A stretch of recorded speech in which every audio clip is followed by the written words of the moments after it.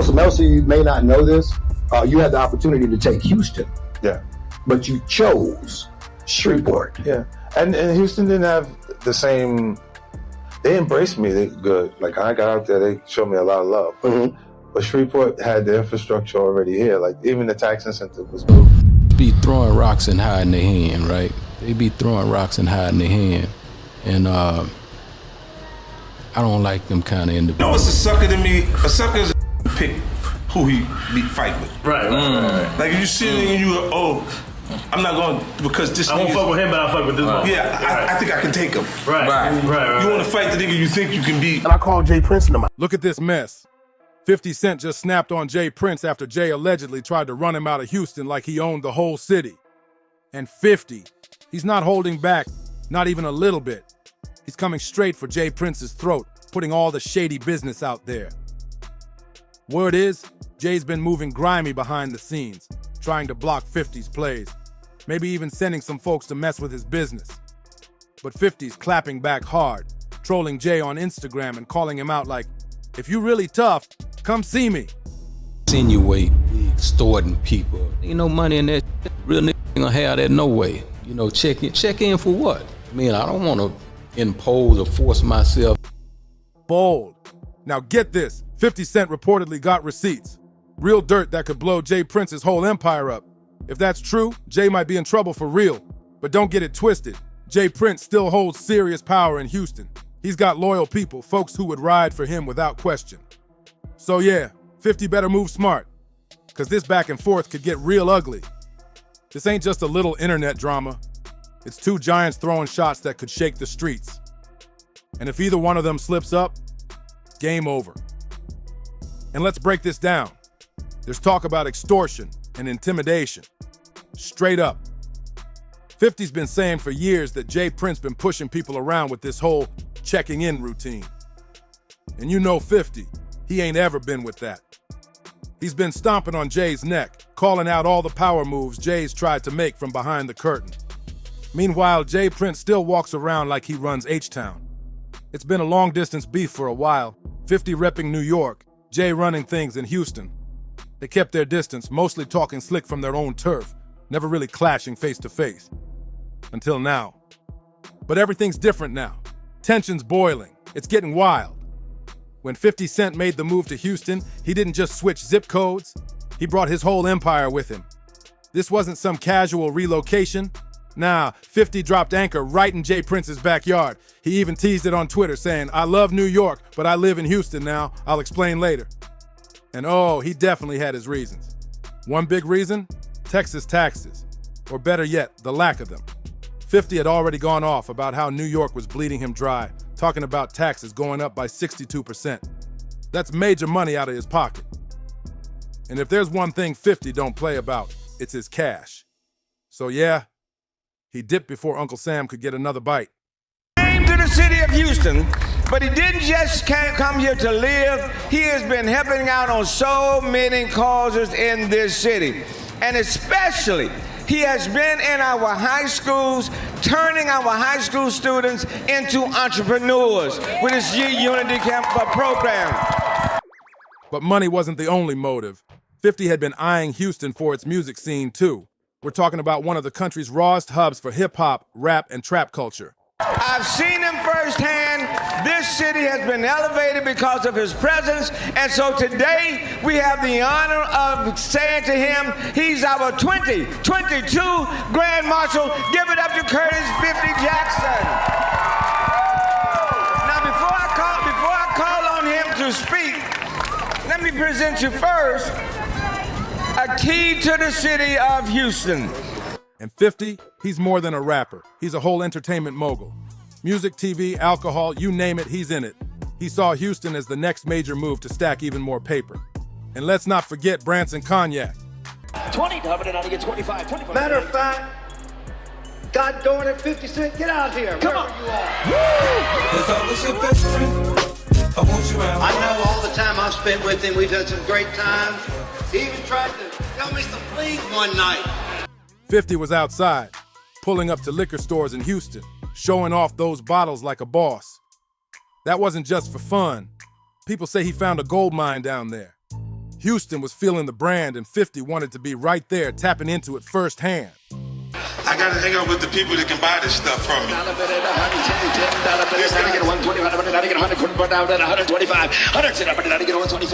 I think Johnny might be on.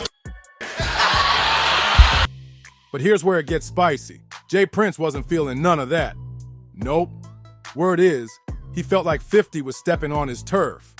Like the move was less about business and more like 50 was testing him directly.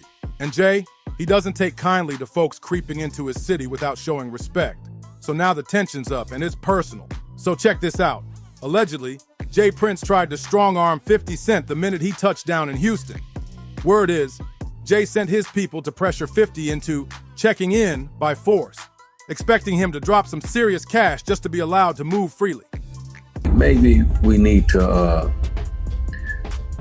change the word for the youngsters. The checking in part, is they seem to get hung up on that word, checking in. Yeah. So if we could diversify that word and bring it up to a 2021 thing. Right. What's the word, OG? What's the word? Maybe we may want to tell them they need to get connected. But 50, he wasn't having none of that. He let it be known real quick. He rolls with his own security and wasn't about to let anybody extort him under the fake cover of respect. Some say 50 even clowned Jay Prince straight up. And of course, that only made Jay even more heated. There were even whispers that Jay Prince tried to pull off a no-fly zone on 50, like, don't come around here no more. But again, that didn't fly either. 50 kept it solid. He didn't back down, didn't hide, and sure didn't fold. Instead, he stayed active, running his businesses, building his empire, and even giving back to the people around him. Now here's where it gets wild. 50 Cent had major plans to build a $20 million film studio in Houston for G-Unit Films. That would have been huge. But just when folks thought he was planting deep roots in the city, he switched it up. Out of nowhere, 50 shut down the Houston project and took the whole thing to Shreveport, Louisiana instead. Talk about a plot twist. And get this, despite all that tension, Houston still showed 50 love. In 2022, about a year after his move, the mayor came through with big respect. Mayor Sylvester Turner gave 50 his own key to the city and officially declared a 50 Cent Day during the Thanksgiving Day parade. The mayor didn't hold back either. He called 50 one of the most impactful people in the city. Anywhere you go, 550 buildings, use the key, the door will swing wide open. Praised him as a rapper, a businessman, a philanthropist. Said 50 had been doing real work for the community, especially helping high school students turn into entrepreneurs. That's big respect right there, even with all the behind-the-scenes beef brewing. Through his G-Unity program, 50 Cent made such a powerful impact that the mayor of Houston straight up declared November 24th as 50 Cent Day. Mayor Turner even told him that Houston would always be his home. The crowd was feeling it too. Mad love all around, like 50 had officially become one of their own. And 50? He matched that energy in his speech, giving props back to the city and showing real gratitude. But while all that love was pouring in, guess who was somewhere stewing in silence? Jay Prince. Word is, he was grinding his teeth, probably throwing hands at the wall, because 50 was now the guy in Houston, a city Jay once ran like a boss. And here's the cold truth. When you line up the receipts, it's clear why the city rocked with 50 so hard. While Jay Prince was being treated like some street figure. Nothing should have happened. It never happened.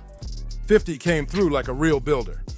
Since landing in Houston, 50's been pouring his money into the community, running real programs and boosting lives, not just talking. One of his biggest moves? The G-Unity Business Lab, a dope education initiative aimed at teaching high schoolers real entrepreneurial skills in the Houston Independent School District. That's legacy work right there. But he didn't stop at education. 50 jumped straight into the city's sports and entertainment scene too. His Sire Spirits brand locked in deals with all three of Houston's major teams, the Rockets, the Astros, and the Texans. That's some next-level visibility. In 2022, he launched the very first Houston Tycoon Comedy and Music Festival, bringing a whole new flavor to the city's entertainment game. That same year, He and the Rockets handed out 1,000 free turkeys to families for Thanksgiving. But wait, he wasn't done. In 2023, 50 went big for the holidays again, donating $850,000 worth of toys to help the citywide club reach their massive goal of giving out 100,000 toys to local kids. Then in 2024, he helped raise $500,000 for the Houston Children's Charity, and even auctioned off 2 oversized bottles of his Le Chemin du Roi champagne.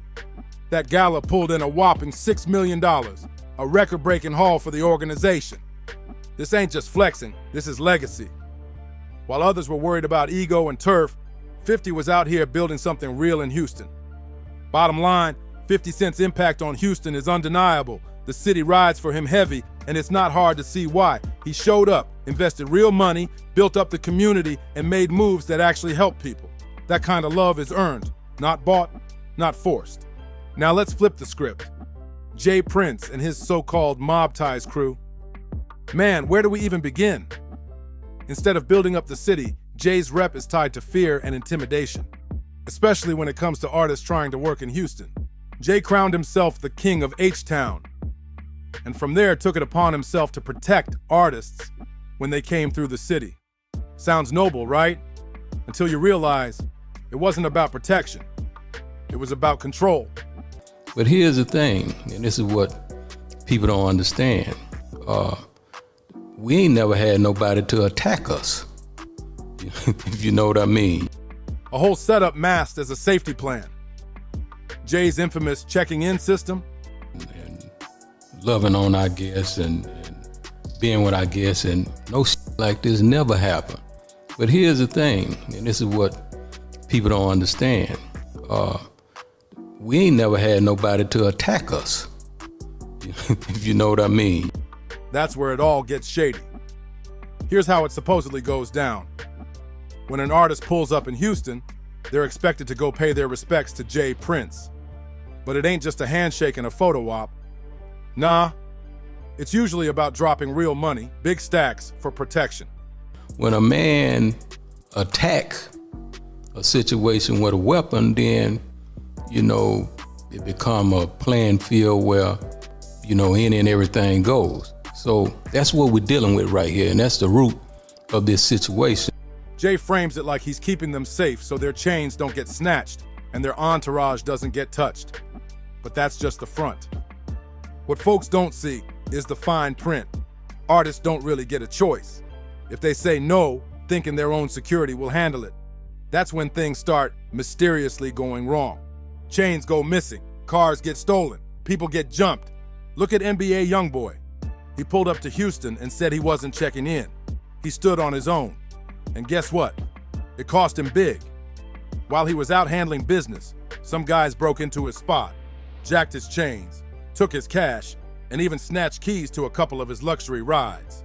This whole checking in game ain't about showing respect. It's about power plays and making people cough up money or pay the price in other ways. And artists are starting to catch on. So here's how it went down. After NBA YoungBoy got hit with that break-in, the robbers didn't stop there. They actually reached out to him, asking for a $30,000 ransom to get his stuff back. Wild, right? Don't turn me down. What you said? Don't turn me down. What you on, folks? Don't turn you down. Yeah, man. What you on, folks? What you mean what I'm on? What you on, man? What the deal there? What up? What up? You want to buy your shit back or what? You ain't get, you flunked out. I'm trying to see where you at. You dumb. What you got? $20 out of car? Nah, nigga. You know what we got, nigga. Stop that cap. Man. But YB wasn't falling for it. Not even a little. He clapped back hard, calling them out for being reckless and foolish, basically letting them know he wasn't impressed at all. They gonna believe anything you want me to start my car? I just took a picture in the same car today with my little boy. You bitch ass niggas on this bitch like y'all. Then out of nowhere, boom, Jay Prince jumps into the mix. He posted a video on IG tagging YB and saying the stolen items had been delivered to him. The little homie YoungBoy place got broke into. People went in his place, disrespected different things, and I got a call about it. And the little homies that went into this place want to make that right because they understand that you know what I mean, YoungBoy family is okay with me. And real casual, like he was doing YoungBoy a favor. He even told YB to hit him up if he wanted his stuff back. But YB wasn't buying the act for 1 second. as you can see, homie, to make a long story short, I got your keys to your Rolls Royce. I got your keys to your McLaren. You know, all that shit that they took. And the homie, Shakur, what you got, homie? You got your Rolls Royce umbrellas. You got your keys. You got a bunch of other shit, so get in contact with us, bro. When Mike and Junior was walking by, he actually went in the restroom to wash blood off his hand where he had reached up on the Takeoff. He had to pick him up and his fingers went in it. You know, why blood well. He shut it all down, straight up telling Jay Prince to take that fake kindness and keep it moving. He didn't hold back either. He dragged Jay for airing it all out online instead of reaching out privately like a real one would have. In YB's words, it made no sense for a grown man pushing 60 to be out here playing social media games like a teenager. To YB, this wasn't some friendly gesture. It looked like a setup, plain and simple. I don't want no new relationships. All that pussy, I don't respect none of that, man. If you got something for me, man, they got plenty around me you could call. Man, nigga, it's plenty ways you could get in touch with me. Man, don't get on no internet and do nothing publicly. Don't do nothing dealing with no publicity, none of that pussy. And I'm good on the keys, gangster. When you buy shit cash, two keys come with the car anyway. Man, he knew that if he hit Jay Prince up, it would probably cost him even more than what the original robbers were asking. So he stood 10 toes down and didn't give in. And guess what? YB ain't the only one calling this stuff out. Cameron and Maze aired Jay Prince out on their podcast, It Is What It Is. When you're dealing with older people, they're the last to know that things have changed. We not your little niggas. Like, the way you talking, I don't get what you mean. We're not your little niggas. Like, for real. All that big homie stuff, that's for little niggas. Little niggas have big homies. We're not little niggas, so we don't even respect big homies. I know Killer doesn't, and for me... They clowned him for all the drama, saying he's too old to still be playing these shady games. Instead of running the streets, they said he should be teaching the younger generation how to move smarter, not dragging them into mess. I never respected niggas in the streets. That's why I always got the problems I got. Niggas would tell me, Mace, chill. No, chill for what? Who is this nigga? That's how I feel listening to this, man. Like, and then there's the loaded dice games, a whole other layer to this. Rumors been flying that Jay Prince and his son set these games up when rappers pull up to Houston. And surprise, surprise, those games allegedly aren't as innocent as they seem. Some folks say it's just another sneaky way to shake down artists for their money. Now here's where things take a darker turn. Y'all probably heard the whispers that Jay Prince's name got linked to the tragic situation with Takeoff. That incident happened during one of those exact dice games. Reports say a fight broke out and then shots started flying. One of those bullets struck Takeoff, and sadly, he didn't make it. But hold up, new footage has reportedly surfaced, and it might show the whole thing didn't go down the way we were told. Word on the streets is, Jay Prince was big mad that Takeoff and Quavo didn't check in the way he expected. I believe people play with people intelligence the way they play with people intelligence and intellect. You know, the way they do today. You know, people are telling lies for a living. You know what I mean? They actually lying to y'all for a living, but... Sources say he felt disrespected and allegedly gave the green light for his crew to teach them a lesson. It was supposed to be a minor scare, maybe leave Takeoff down for a couple weeks, tops. But things spiraled out of control, and what was meant to be a warning turned deadly. Takeoff ended up losing his life, and the streets haven't stopped talking since. Every time Jay Prince gets questioned about the incident, people say he gets real squirmy, shifting in his seat, dodging the real heat, never giving a straight answer. Makes you wonder. And it's not just Takeoff. That wasn't the first tragedy linked to one of those sketchy dice games. Remember Duke the Jeweler? Dude thought he hit the jackpot, winning $100,000 at one of those setups. But before he could even make it to his car, Bam. He got ambushed. Everything he had on him was snatched. And even worse, they didn't let him leave with his life. Telling lies for a living. You know what I mean? They actually lying to y'all for a living, but that's 2 major losses tied to the same shady circle. So when you put 50 Cent and J. Prince side by side, the contrast is clear as day. 50's been out here building things, schools, events, giving back to the city. J. Prince, his name keeps getting linked to dice games, setups, and fear tactics. That's why 50 Cent's name rings out with respect, and Jay's, well, his image is getting murkier by the minute. Now here's where it gets even messier. Allegedly, J. Prince has been scheming behind the scenes, plotting how to shut 50 down and wipe his businesses out of Houston altogether. But before he could really act on it, a whole different storm hit. 50's drama with Big Meech started heating up. J. Prince, he's always been tight with Big Meech. So of course, when things got spicy, he picked a side. Rumors say he even sent a few of his people to warn 50 to back off. Real quiet threat, but loud enough for 50 to know the message. So now, it's not just about business, it's personal, and it's getting real serious. But come on now, y'all know 50 Cent ain't the type to let anybody scare him off the streets. He's not folding, not flinching, and definitely not backing down. Instead, he played it smooth, pulled a bold move, and started putting J. Prince's whole extortion game on blast. Word is, 50's on a mission now. A mission to shut down J. Prince's reign over Houston once and for all. And he's not just doing it quietly. He's having fun with it too. Petty? Maybe. Entertaining? Absolutely. But here's the real question. Should 50 be watching his back while he's in Houston? Or do you think he's already got another power move coming that'll leave J. Prince scrambling? Drop your thoughts in the comments. And hey, if you're feeling this deep dive, make sure you like, comment, subscribe, and share this with your people. Don't forget to hit that bell so you don't miss a single update. Catch you on the next one.